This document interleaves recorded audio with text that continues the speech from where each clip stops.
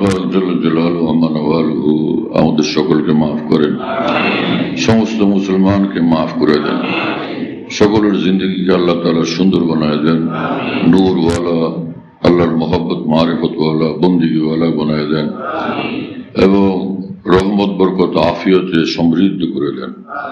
সারা বিশ্বের মুসলমানের এবং মুসলিম দেশগুলোর ফিরেশানি আল্লাহ দূর করে দেন।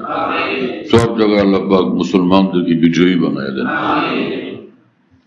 কোরআনে কারীমে মহান রব্বুল আলামিন বলেন যে যারা ঈমান ওয়ালা এবং নেক আমলের জিন্দেগি ওয়ালা, নিঃসন্দেহে সমস্ত সৃষ্টির মধ্যে তারাই উত্তম, তারাই ভালো, তারাই সবচেয়ে দামি মানুষ।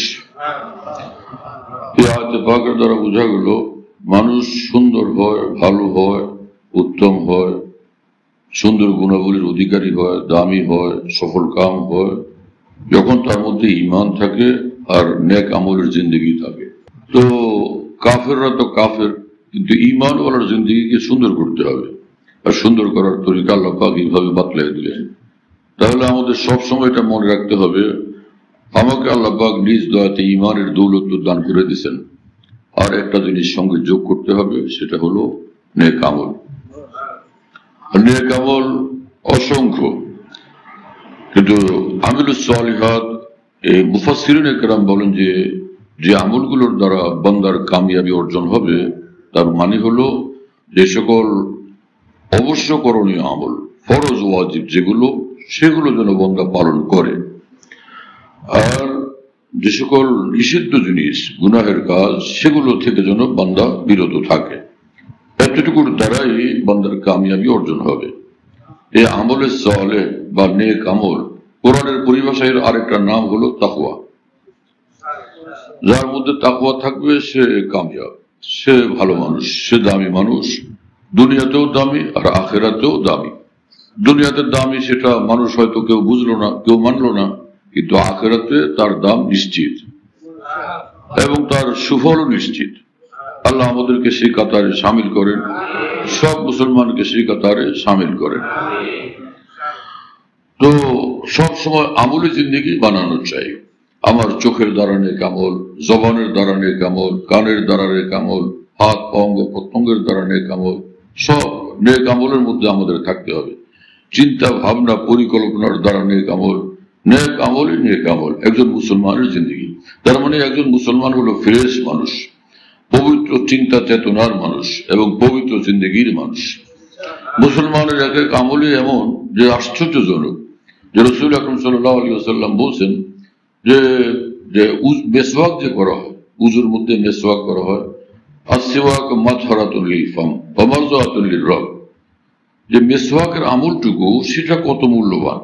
যে আসওয়াক মাতহারাতুল লিল ফাম, মেসওয়াকের দ্বারা মুখের পবিত্রতা অর্জন হয়, ওয়া মারযাতুল লির-রব এবং মহান রব্বুল আলামিনের সন্তুষ্টি অর্জন হয়।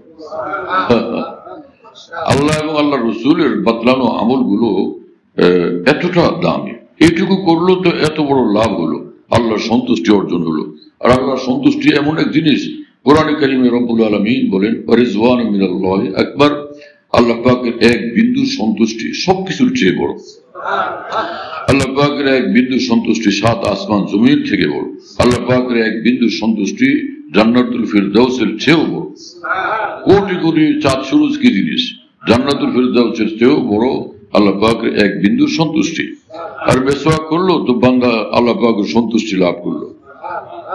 এইভাবে রাসূল আকরাম সাল্লাল্লাহু আলাইহি ওয়াসাল্লাম বলছেন যে একজন মুসলমান সে যখন উযু করে, যখন উযুর এক একটা অঙ্গ ধুইতে থাকে তো ওই অঙ্গের গুনাহগুলো ঝরতে থাকে।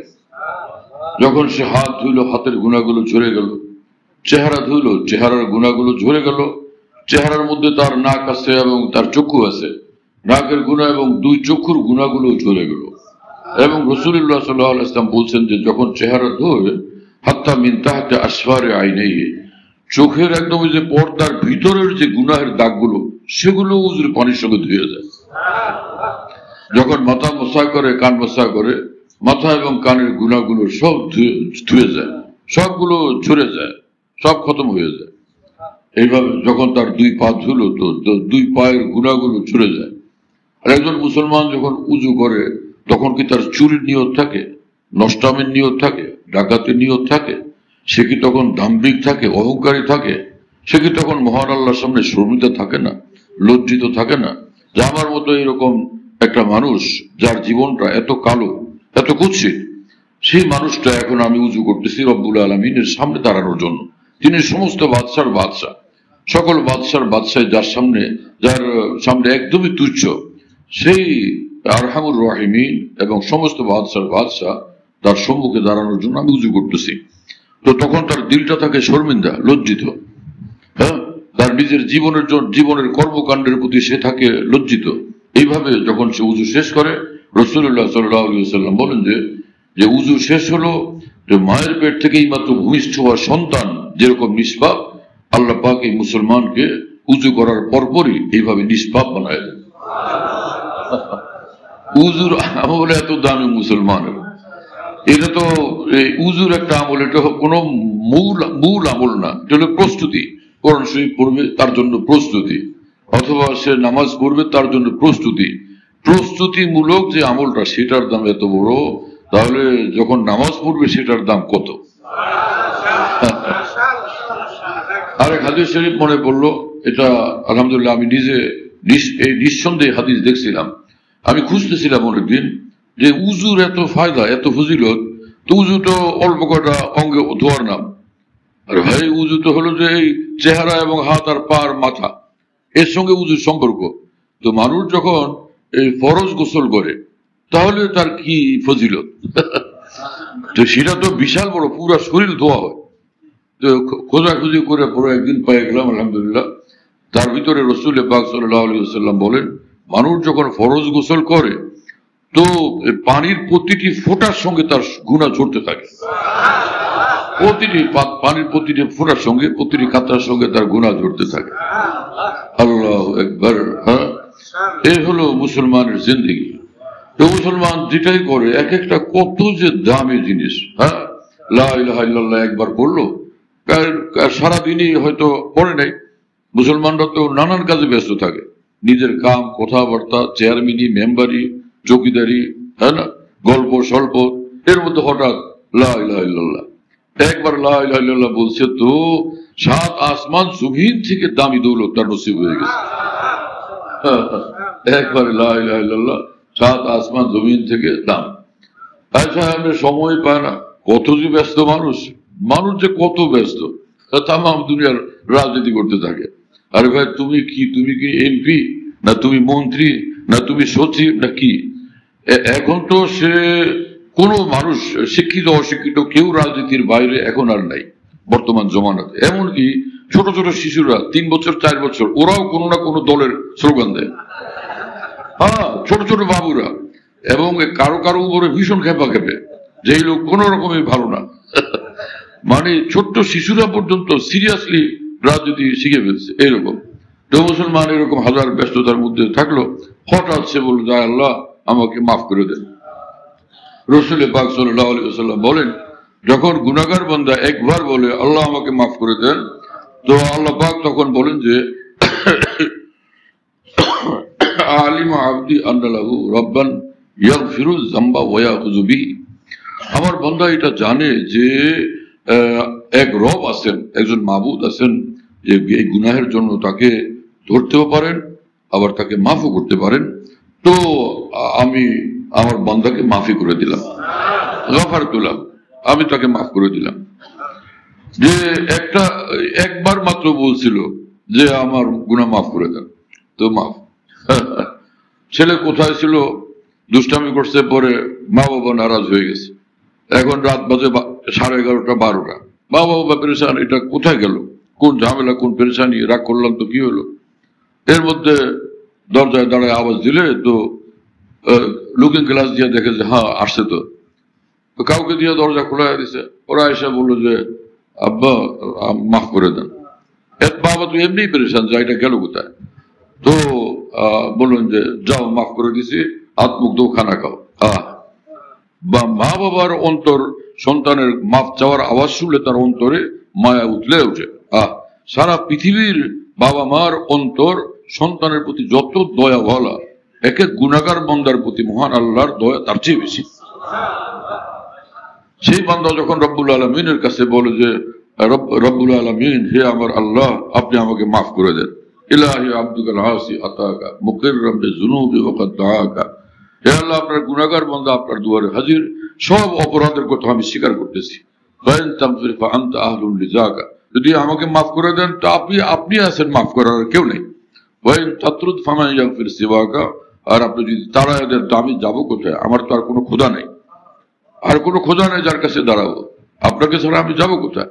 এইরকম মিনতি রব্বুল আলামিন শুনলে খুশি হয়ে যায়। আল্লাহ পাক মাফ করে দেন, শয়তান তখন মাথা পিঠাইতে থাকে, ও এত শয়তানি করলো, এত দুষ্টামি করলো, ওরে আমি এত কলা কুশলে ফাঁদে ফেললাম, তাও মাফ চাইলো, তো আল্লাহ পাক মাফ করে দিলেন, তো আমার কি হলো?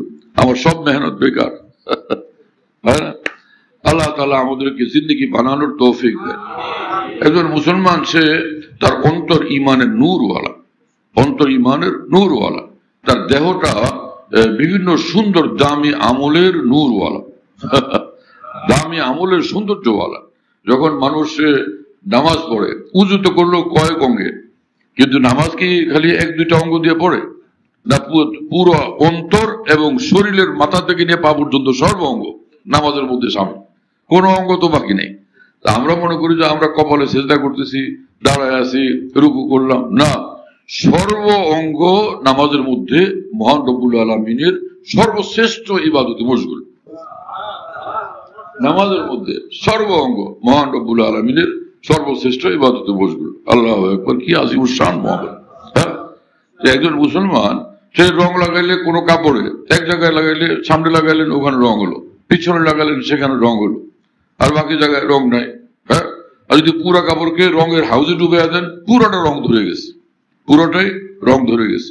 একজন মুসলমান যখন নামাজে দাঁড়ায়, আল্লাহ পাকের বন্দেগীর, তাওহীদের এবং আল্লাহ পাকের ইবাদতের নূরের দরিয়ার মধ্যে সে ডুবে যায়। হ্যাঁ, হাউজের মধ্যে না, দরিয়ার মধ্যে ডুবে যায়। এই মুসলমান মহান রব্বুল আলামিনের দ্বীনের রঙে একদম রঙিন হয়ে যায়। হ্যাঁ, এই জন্য রাসূল পাক সাল্লাল্লাহু তাআলা আলাইহি ওয়াসাল্লামকে সাহাবায়ে কেরাম জিজ্ঞেস করলেন, ইয়া রাসূলুল্লাহ, কিয়ামতের দিন যে এই মানুষজন আসবে, উম্মতরা আসবে, এক এক নবীর উম্মত হাসরের মাঠে, আপনি আপনার উম্মতকে চিনবেন কিভাবে? আপনার উম্মতকে চিনতে পারলেন না, আপনি গিয়া ডাক দিলেন যে আসো তোমাদের জন্য সুপারিশ করি। এত মানুষের মধ্যে আপনার উম্মতকে চিনবেন কিভাবে? এবার আমি সে মক্কা শরীফে ছিলাম, তো যেদিকে যে আল্লাহর মানুষ আর মানুষ, তা আমি খুব হাসতেছিলাম। পরে মাওলানা তৈয়ব ছিল আমার সাথে, পরে বললাম যে মাওলানা তৈয়ব, শোনো, যে শুকর আদায় করো যে বাবা মা খালি দুইজন, হযরত আদম হযরত হাওয়া। আল্লাহ আল্লাহ আল্লাহ, আল্লাহ এত বরকত দিচ্ছেন, যেদিক তাকাও এত বরকত, সারা পৃথিবী ভরে গেছে, চতুর্দিকে খালি মানুষ আর মানুষ, এই এত বরকত দিচ্ছেন। এই শরীয়তপুরের এক কারি সাহেব, ওনারা একজনে জিজ্ঞেস করছিল, সাধারণ শিক্ষিত মানুষ, বললো যে হুজুরের ছেলে মেয়ে কি? আল্লাহর মাল, আল্লাহর রহমতে 13 জন। আল্লাহু আকবার। আপনি এরকম ভয় পেলেন কেন? আমরা এক মায়ের পেট থেকে আমরা ভাই বোন মোট 7 জন, ওই লোক আরো জোরে চিৎকার।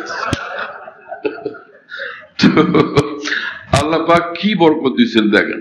আদম আলাইহিস সালাম, মাশাআল্লাহ, যেদিকে তাকান মানুষ আর মানুষ, মানুষ আর মানুষ। হ্যাঁ, আল্লাহ পাক জাল্লা জালালুহু আমানু বরকত দিচ্ছেন। 2 জন থেকে সারা পৃথিবী ভরে গেছে, 2 জন থেকে সমগ্র পৃথিবী ভরে গেছে।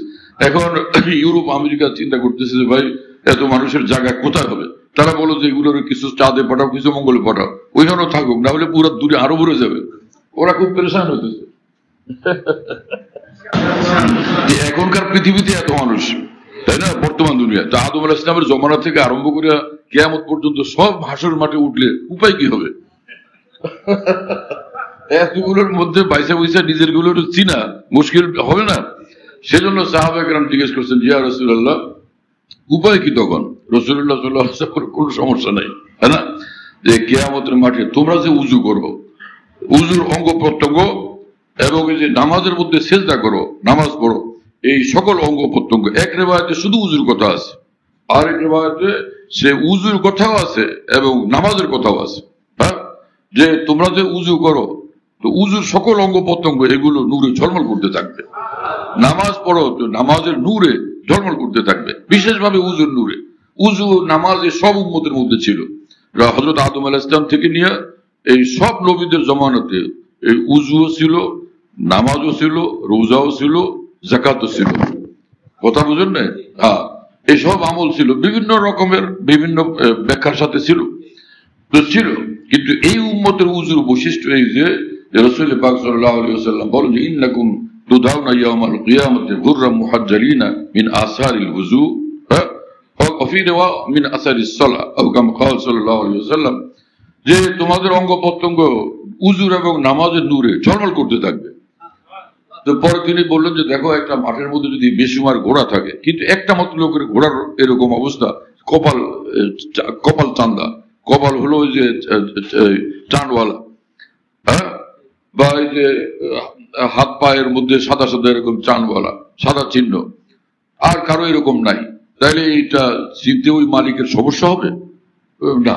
সমস্যা তো হবে। লোক তো দেখবে যে সব ঘোড়ার রঙ অন্যরকম, আমারটার রং এইরকম, সে সহজে চিনে ফেলবে, বলে আমার উম্মতকে কাল কিয়ামতে এইভাবে আমি চিনে ফেলবো। সুবহানাল্লাহ তাআলা বিহামদি, আল্লাহু আকবার। আমল কি জিনিস ভাই, আমল কি জিনিস? আল্লাহ তাআলা আমাদেরকে আমলের তৌফিক দেন, ঈমানের সঙ্গে আমল। উযুই এত দামি, তো নামাজের কি দাম? ইয়া আল্লাহ, সুবহানাল্লাহ। ইসলামের মধ্যে সবচেয়ে বড় আমল, সবচেয়ে দামি আমল হলো নামাজ, সবচেয়ে দামি আমল নামাজ। তো ঈমান এবং নেক আমল এর জিন্দেগি নিয়ে আমাদেরকে চলতে হবে। আমিলুস সালিহাত কোরআনের এই পরিভাষার অর্থই না যে একদিন বা এক সপ্তাহ নেক আমল করা পরে ফ্রি থাকা, না, সমগ্র জীবনে আমল নিয়ে চলতে হবে। আমানু ওয়া আমিলুস সালিহাত, ঈমান আনলো আর নেক আমলের জিন্দেগি নিয়ে চলতে থাকলো, তো এই লোক সর্বশ্রেষ্ঠ, পৃথিবীতেও শ্রেষ্ঠ, জান্নাতে গিয়েও শ্রেষ্ঠ। হ্যাঁ, সমস্ত সৃষ্টির মধ্যে সে শ্রেষ্ঠ যে ঈমানওয়ালা, নেক আমলওয়ালা।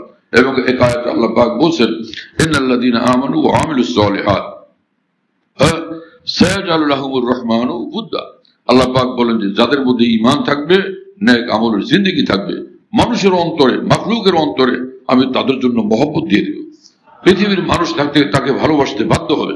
আমি আসমান থেকে যখন সিদ্ধান্ত দিব, সকলের অন্তরে দিয়ে দিব মহব্বত, সকলে তাকে মহব্বত করবে। এই জন্য কলা কৌশল দিয়ে, চালাকি দিয়ে, মিঠা কথা দিয়ে ভালোবাসা অর্জন করা যায় না। কয়েকদিন মানুষ ভালোবাসলো, পরে যখন দেখলো যে না শয়তান, তো পরে দৌড়াইটারে হ্যাঁ ফেলে দিল, তো কি লাভ হলো? হ্যাঁ, কোন নিজামুদ্দিন আউলিয়াকে কে না ভালোবাসে, খাজা মঈনুদ্দিন চিশতিকে কে না ভালোবাসে, হযরত বড় পীর জিলানীকে কে না ভালোবাসে, ইমাম গাজ্জালীকে কে না ভালোবাসে, মুজাদ্দিদ আল ফিসানীকে কে না ভালোবাসে। হ্যাঁ, তো আল্লাহ পাক অন্তরে মহব্বত দিয়ে দেন। আসমানে জিবরিলকে বলেন, হে জিবরিল, এই যে দেখো জমিনে যে মানুষ, এটা এ কিন্তু আমার খুব প্রিয়, তুমিও কিন্তু তার ভালোবাসো, আমি বলে দিলাম।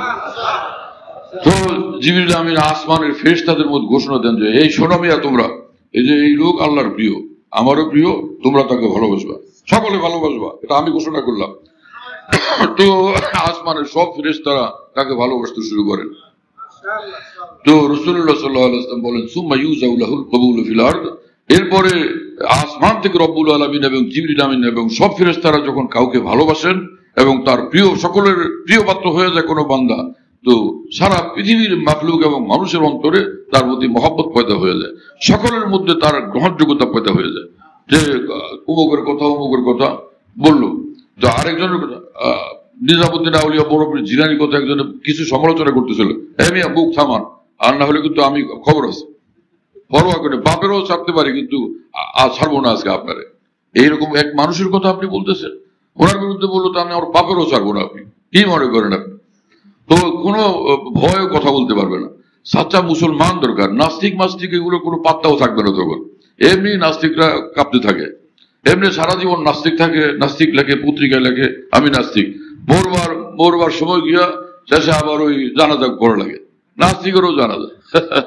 আগে শোনা যায়, বলে যে আল্লাহ মানে না, রাসূল মানে না, কোরআন মানে না, মরলে পরে বলে যে জানাজা, হুজুর কেন জানাজা পড়লো না, আলেমরা কেন জানাজা পড়বে না, তখন ঝগড়া করে। তো জানাজা তো মুসলমানের হয়, তুমি মুসলমান থাকলে তো তোমার জন্য জানাজা, তুমি মুসলমান থাকলে না জানাজা কি পড়বে, আর পড়লে বা লাভ কি হবে? হুজুরে না হয় একজন 100 হুজুর মিলে জানাজা পড়লে লাভটা কি, যখন তোমার ভিতরে ঈমান থাকলো না? কি কথা বুঝেন না? তো এই কথা বলছেন রব্বুল আলামিন যে ঈমান ধরো, নেক আমল ধরো। তো তুমি কাঙ্গালের মতো ঘুরতে হবে না যে এটা সেটা বলে নানান কলা কৌশল করে মানুষের প্রিয় পাত্র হবে না। আমি আল্লাহ আসমান থেকে তোমাকে প্রিয় পাত্র বানায় দেব, ওরা তোমাকে ভালোবাসতে বাধ্য হবে। এবং আল্লাহ পাক বলেন যে যে ইন্নাল্লাযীনা, দেখো শুধু ঈমান আর নেক আমলের ফজিলত কি। ইন্নাল্লাযীনা আমানু, লোকেরা বলে যে ঈমান আর নেক আমলের কথা হবে। ভাই তুমি কোরআন হাদিস পড়ছো বা কোরআন হাদিস সম্পর্কে কি জানো? ঈমান কাকে বলে সেটা কি জানো? ঈমানের ফজিলত তুমি কি কি জানা আছে? আর আমল বলতে কি বলে, কাকে বলে জানো তুমি? কিসের কথা বলবা? উলামায়ে দ্বীনের সঙ্গে বসো, উঠা বসা করো, শুনতে থাকো।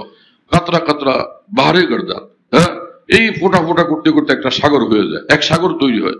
ওলামায়ে দ্বীনের সঙ্গে থাকতে থাকতে তুমি অল্প অল্প জানতে জানতে এক সাগর তুমি জেনে ফেলবা। ওলামাদের সঙ্গে তোমরা বসোই না তো জানবা কোত্থেকে? হ্যাঁ, যাদের সঙ্গে উঠা বসা করতে অভ্যাস বানাইছো, জিন্দেগি বানাইছো, আলেম মানুষ তো না, তো এরকম হাজার বছর বসতে থাকলে তোমার ইলম বাড়বে কিভাবে ভাই? কথা বুঝতেছেন আপনারা?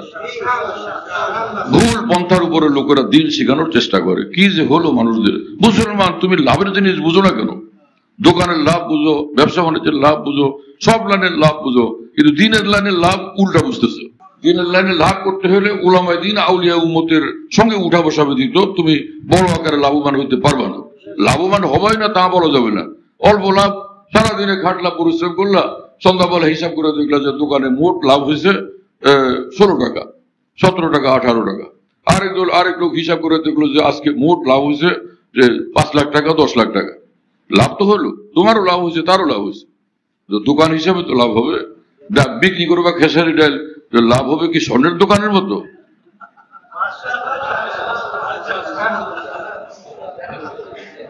ধনিয়া পাতার গোল আলু বিক্রি করবা আর তুমি বলবো যে আল্লাহ আমার ধনিয়া পাতার আলু, গোল আলু, এটার ভিতরে আপনি হাজার হাজার কোটি দিয়ে দেন।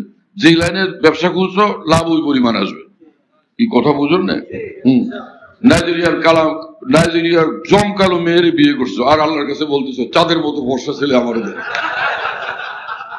বর্ষা ছেলে পাইতে গেলে ছেলে আমি ধরো দোয়া করতে মানা নাই, কিন্তু আল্লাহর সিস্টেম আছে, সিস্টেম মোতাবেক মরিচ খেত বা বানাইছো, পরে বললো আল্লাহ আমার খুব বেশি করে 1000 মন গম দেন। অথচ মরিচ খেত করছো তুমি, তাও ছোট, ওই 2% জমিনের উপরে 1000 মন গম দিবে, এটা মরিচ খেতে গম হয় নাকি? তা আবার 1000 মন 2%। আল্লাহ পাকের নিয়মকে তোমার মানতে হবে, ওখানে সারেন্ডার করতে হবে।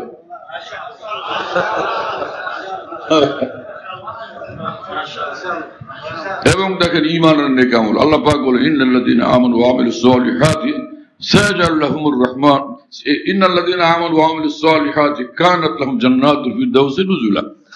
কি কথা রব্বুল আলামিনের, এক কথা জায়গায় জায়গায় বলেন, এক একটা ভারী ভারী, যে যারা ঈমান আর নেক আমলের জিন্দেগি ওয়ালা হবে নিঃসন্দেহে আমি তাদেরকে জান্নাতুল ফিরদাউস দান করব।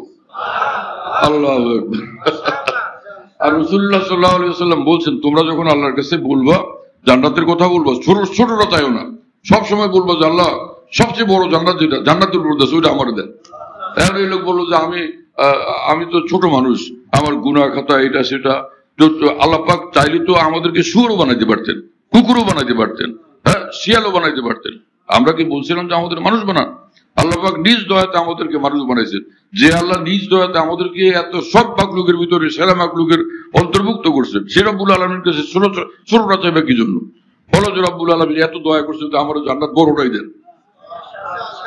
হ্যাঁ, জান্নাত আমাকে বড়টাই দেন। রাসূলুল্লাহ সাল্লাল্লাহু আলাইহি ওয়াসাল্লাম একবার হাসতেছিলেন, একবার খুব হাসতেছিলেন, এত হাসতেছিলেন যে মারির দাঁত দেখা যায়। কতটা হাসছেন এখন চিন্তা করো। সাহাবায়ে কেরাম বললো যে ইয়া রাসূলুল্লাহ, ব্যাপার কি? আপনি এরকম হাসলেন, যে হাসার কারণ কি?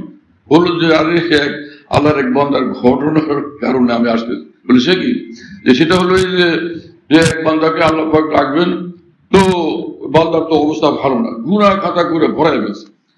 আল্লাহ পাক পরে তাকে বলবেন, যাও তো তোমারে মাফ করে দিলাম, আর তোমার গুনাহ যা আছে এগুলো সবটার আমি এগুলো প্রত্যেকটা সবগুলো গুনার বদলে নেকি দিয়ে দিলাম। বড় ওই বান্দা তখন বলবো, যা আল্লাহ আমি অনেকগুলো গুনাহ আরো করছিলাম, সেগুলি কই?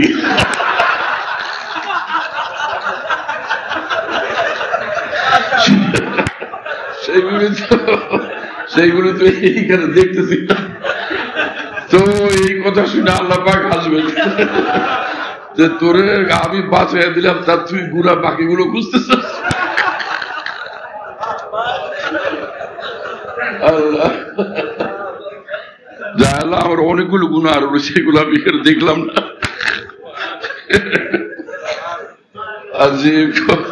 কি কি যে আশ্চর্য আশ্চর্য কথাবার্তা ভাই, কোরআনে পাকের মধ্যে হাদিসের মধ্যে কি আল্লাহ পাক আমাদেরকে দান করেছেন সেগুলো। এখন বলেন যে এখন কোন মুসলমানকে আল্লাহ কিভাবে মাফ করে দিবেন, এদিক দিয়ে সবাই মিলে খুব এক একজনকে হিসাব কিতাব করতেছে, কার দোষ কয় হাজার। কি যে মানুষ নামাজ পড়তে আসে, সুস্থভাবে নামাজ পড়ো মিয়া, আল্লাহকে ডাকো। এই মসজিদের মতো মারামারি করে, মসজিদের মতো ঝগড়া করে, মসজিদের মতো একজনকে আরেকজনকে গালাগালি করে, পাস করতে যায় ওখানেও ঝগড়া করে। কথা বুঝতেছেন? মসজিদুল হরাম, মক্কা শরীফ, মসজিদ শরীফের মসজিদ, ওর মধ্যে এমন চিৎকার দিয়ে মানুষ কথা বলে যে একজনে নামাজ পড়তেছে, দোয়া কালামও পড়তে পারে না, কিছুই পড়তে পারতেছে না ওদের চিৎকারে। এই আবার যদি বলা হয় যে ভাই মসজিদ আপনি এরকম করেন, আমাদের নামাজের ক্ষতি হলো, অন্যায় করে ফেললাম, ওখানেও ঝগড়া করে। এই হলো আমাদের অবস্থা। কেন? কারণ মুসলমান নিজের মতো করে চললে জীবন কোনোদিন সুন্দর জীবন হবে না। উলামাদের অধীনে, আউলিয়া কেরামের অধীনে নিজেকে ন্যস্ত করতে হবে, তাদের সঙ্গে সুসম্পর্ক রাখতে হবে। এবং মা যেরকম সন্তানকে তিলে তিলে গড়ে তোলেন, কোনো আলেমে দ্বীন কামিল আল্লাহ অথবা কোনো ওলি আল্লাহ তার সঙ্গে উঠা বসা করে নিজেকে ন্যস্ত করে দিয়ে তিলে তিলে নিজেকে ঘুরে তুলতে হবে। তিনি ঈমানের রং দিয়ে তৈরি করবেন, নেক আমলের রং দিয়ে তৈরি করবেন, সুন্নতের রং দিয়ে তৈরি করবেন। লোকেরা নিজের মন মতো মনে করতে থাকে আমি এত বছর পর্যন্ত ইসলামের সঙ্গে যুক্ত, নেক আমলে যুক্ত, দিনের খেদমতে মেহনতে যুক্ত, আমি অনেক ঊর্ধ্বে উঠে গেছি। কিন্তু কোন বড় বড় জিলানির সঙ্গে কয়েকদিন থেকে দেখেন, অথবা তাদের কোনো বাচ্চার সঙ্গে থেকে দেখেন, কিছুদিন পরে দেখা যাবে যে হ্যাঁ আল্লাহ আমার তো একটা বেসুমার ভুল, আমি মনে করছি আমি ঊর্ধ্বে উঠে গেছি, এখন তো কত নিচে আছে আল্লাহ জানে, এখান থেকে উপর উঠবো কবে। কিন্তু কোনো কামেল আল্লাহওয়ালার সঙ্গে কিছুদিন উঠা বসা করার পরে দেখা যাবে তার জীবনে কি পরিবর্তন। ঈমান এবং নেক আমল জান্নাতুল ফিরদাউসে পৌঁছে দিবে। এটাকে ধরা উচিত না ছাড়া উচিত? কি বলবো, কাকে বলবো? মানুষ চেয়ারম্যান হয়ে যায়, মেম্বার হয়ে যায়, কমিশনার হয়ে যায়, এমপি হয়ে যায়, মন্ত্রী হয়ে যায়, বিরাট কিছু হয়ে যায়। এরপরে আলেমদেরকে সাইজ করতে শুরু করে, আউলিয়াদের সাইজ করতে শুরু করে, দিনদার মুসলমানদের সাইজ করতে শুরু করে। আরে ভাই তুমি যাই হোক, কিন্তু প্রেসিডেন্ট হও, প্রধানমন্ত্রী হও, সারা পৃথিবীর বাদশা হয়ে যাও, এটা বড় জিনিস না। আল্লাহর কসম, এর চেয়ে বড় জিনিস ঈমান এবং নেক আমল। আর সেটা তুমি অর্জন করতে হলে কোনো আলেমে দ্বীন, কোনো আল্লাহ ওয়ালার সঙ্গে তোমার সম্পর্ক সুন্দর থাকা চাই, ধীরে ধীরে তুমি বড় হতে থাকবে। সেটা আমাদের করতে হবে। আল্লাহ আমাদেরকে কবুল করেন, তৌফিক দান করেন। আরেক জিনিস, সেটা হলো আপনার সন্তান অসুস্থ, কান্নাকাটি করতেছে, চিৎকার করতেছে, পেটের ব্যথা, জ্বরে কাতরাইতেছে, আপনি কি ওষুধ দেওয়ার ব্যবস্থা করবেন না? হ্যাঁ, সুস্থতা কামনা করবেন না? নাকি রাত এটা যাক দেখি, পরে আগামীকাল দেখা যাক, এরকম করতে পারবেন? তো রাসূল পাক সাল্লাল্লাহু আলাইহি ওয়াসাল্লাম বলছেন আল মুমিন কাল বুনিয়ান। হ্যাঁ, একজন মুসলমান, সে একটা মুসলমানটা হলো একটা প্রাসাদের মতো, একটা বিল্ডিং এর মতো, একটা ইট আর একটা ইট সে সঙ্গে যুক্ত হলো, তো এইভাবে সবগুলো ইট একত্রিত হয়ে একটা বিল্ডিং। মুসলমান এরকম যে এক শরীরে, মুসলমান মানুষের শরীরে এক অঙ্গে যদি কষ্ট হয়, সর্ব অঙ্গে সে কষ্ট অনুভব হয়। পৃথিবীর যে কোনো মুসলমানের কষ্ট হলে সমস্ত মুসলমান সেটাকে অনুভব করবে, আমার ভাই মুসলমানের কষ্ট হচ্ছে, এবং সে দোয়া করবে, এই কষ্ট দূর করার চেষ্টা করবে। মাওলানা শামসুল হক ফরিদ রহমাতুল্লাহ, বাংলাদেশের বিখ্যাত আলেম বুজুর্গ, লালবাগ মাদ্রাসায় তিনি কোকাইতে ছিলেন, হার্নিয়া ছিল ওনার খাদেম মাওলানা ফজলুর রহমান সাহেব রহমতুল্লাহ আলী। তিনি বললেন, হুজুর হার্নিয়ার ব্যথাটা কি বাড়ছে? বললেন, না ফজলুর রহমান, আমি খবর পেলাম যে ভারতের মুসলমানদেরকে হিন্দুরা কচু কাটা করতেছে, ওই জমানায়। এই খবর পাওয়ার পর আমি বরদাস্ত করতে পারতেছি না, এত ব্যথা যে কোকাইতেছিলেন। আজকে সারা পৃথিবীতে মুসলমানের এত কষ্ট, এত বিপদ, আমরা হাসতেছি। এই ব্যাপারে আমাদের কোনো ফিকির আছে? আমরা ওদের কোনো সহযোগিতা করতে পারি না, কিছুই করতে পারি না, না অস্ত্র দিয়ে যুদ্ধ করতে পারি, না কিছুই করতে পারি। একটা কাজ আছে, সেটা হলো আল্লাহ পাক কোরআন শরীফে বলছেন, কাম মিন ফিয়াতিন কালিলা গালাবাত ফিয়াতান কাসীরা বিইজনিল্লাহ। ছোট ছোট দল ছিল, কিন্তু আমি আল্লাহ সাহায্য করছি, বড় বড় শক্তির উপরে তারা জয়ী হয়ে গেছে। এজন্য সারা দুনিয়ার মুসলমানের কর্তব্য প্রতিদিন সারা বিশ্বের মুসলমানের জন্য দোয়া করতে থাকা, মজলুম মুসলমানদের জন্য দোয়া করতে থাকা, মুসলিম দেশগুলোর জন্য দোয়া করতে থাকা। কথা বুঝতেছেন ভাইরা? প্রতিদিন আমরা এটাকে নিজের আমলে পরিণত করি, প্রতিদিন দোয়া করবো আল্লাহর কাছে। আল্লাহ আমাদেরকে কবুল করেন এবং তৌফিক দান করেন।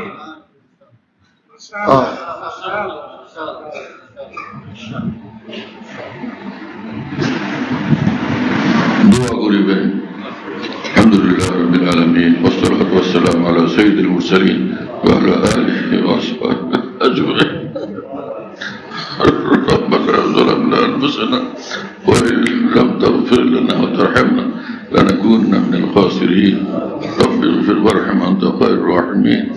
اللهم إنا نسألك الجنة وما قرب إليها من قول وعمل، نعوذ بك من النار وما قرب إليها من قول وعمل. اللهم طهر قلوبنا من غيرك ونغفر قلوبنا بنور معرفتك أبدا. اللهم ارحم أمة محمد صلى الله عليه وسلم. اللهم أصلح أمة محمد صلى الله عليه وسلم. اللهم فرج عن أمة محمد صلى الله عليه وسلم. اللهم اغفر لأمة محمد صلى الله عليه وسلم. আল্লাহ আমাদেরকে মাফ করে দেন, সমস্ত মুসলমানকে মাফ করে দেন। আল্লাহ আমাদের দুজাহানকে কামিয়াব করে দেন, সমস্ত মুসলমানের দুজাহানকে কামিয়াব করে দেন। আল্লাহ আমাদের সব জরুরত আপনি পুরো করে দেন, আমাদের দেশের সব জরুরত পুরো করে দেন, সমগ্র বিশ্বের মুসলমানদের জরুরত পুরো করে দেন, সমগ্র মুসলিম জাহানের সব জরুরত পুরো করে দেন, মুসলিম দেশগুলোর সব জরুরত পুরো করে দেন।